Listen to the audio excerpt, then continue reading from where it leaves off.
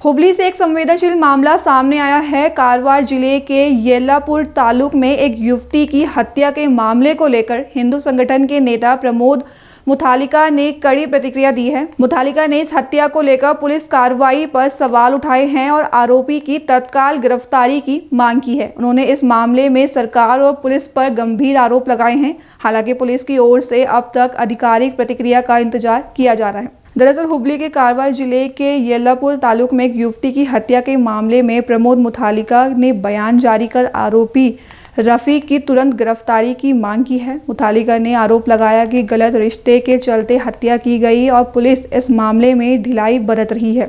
उन्होंने कहा कि कानून सभी के लिए समान होना चाहिए और धर्म के आधार पर किसी को राहत नहीं मिलनी चाहिए। मुथालिका ने पीड़िता और उसके परिवार के प्रति संवेदना व्यक्त करते हुए कहा कि शव KIMCR पहुंच चुका है। उन्होंने पुलिस से मांग की कि आरोपी को तुरंत गिरफ्तार कर पीड़ित परिवार को न्याय दिलाया जाए। ನಮಸ್ಕಾರ. ಇವತ್ತು ಕಾರವಾರ ಜಿಲ್ಲೆ ಯಲ್ಲಾಪುರನಲ್ಲಿ ಒಂದು ಹಿಂದೂ ಹುಡುಗಿಯ ಅಮಾನುಷವಾಗಿ ಕೊಲೆ ಆಗಿದೆ. ರಫೀಕ್ ಅನ್ನುವಂಥ ಒಬ್ಬ ವ್ಯಕ್ತಿ ಕೊಲೆ ಮಾಡಿದ್ದಾನೆ. ಆ ಹೆಣ್ಮಗಳು ಮದುವೆ ಆಗಿದ್ದಳು, ಒಂದು ಮಗು ಇದೆ. ಈ ರೀತಿಯ ಅನೈತಿಕ ಸಂಬಂಧದ ಮೂಲಕ ಅವಳ ಕೊಲೆಯನ್ನ ಮಾಡಿದ್ದಾರೆ ಅನ್ನುವಂಥದ್ದು ಮಾಹಿತಿ ಬಂದಿದೆ. ಇನ್ನೂವರೆಗೆ ಆ ಕೊಲೆಗಾರರನ್ನ ಬಂಧನ ಮಾಡಿಲ್ಲ. ಆ ಕೊಲೆಗಾರನ ಮನೆಯಲ್ಲಿ ಇರುವಂತಹ ವ್ಯಕ್ತಿಗಳನ್ನ ಅವರನ್ನ ಬಂಧನ ಮಾಡಿ ಎನ್ಕ್ವೈರಿ ಮಾಡಿದರೆ ಗೊತ್ತಾಗತ್ತೆ.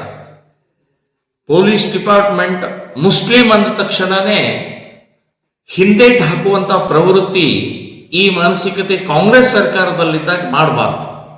ನ್ಯಾಯ ಕಾನೂನು ಏನು ಹೇಳುತ್ತೆ ಅದನ್ನು ಪರಿಪಾಲನೆ ಮಾಡುವಂಥ ಪೊಲೀಸ್ ಡಿಪಾರ್ಟ್ಮೆಂಟ್ ಆಗಬೇಕು ಅಂತನ್ನುವಂಥದ್ದು ಹೇಳ್ತಾ ಇದ್ದೀನಿ. ಈಗ ಅಲ್ಲಿ ನೂರಾರು ಜನ ಸೇರಿದಂತಹ ಕಾರ್ಯಕರ್ತರನ್ನ ಇವತ್ತು ಬೇರೆ ಬೇರೆ ರೀತಿಯ ಡೈವರ್ಟ್ ಮಾಡುವಂಥ ಪ್ರಯತ್ನವನ್ನು ನಡೀತಾ ಇದೆ.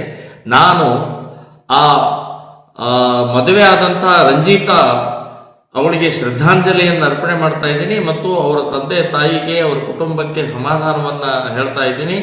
ಅಷ್ಟೇ ಅಲ್ಲ, ಇವತ್ತು ಆ ಬಾಡಿ ಹುಬ್ಬಳ್ಳಿಗೆ ಕಿಮ್ಸ್ ಆಸ್ಪತ್ರೆಗೆ ಪೋಸ್ಟ್ ಮಾರ್ಟಮ್ ತಗೊಂಡು ಹೋಗಿದ್ದಾರೆ ಅಂತನ್ನುವಂಥ ಸುದ್ದಿ ಬಂದಿದೆ.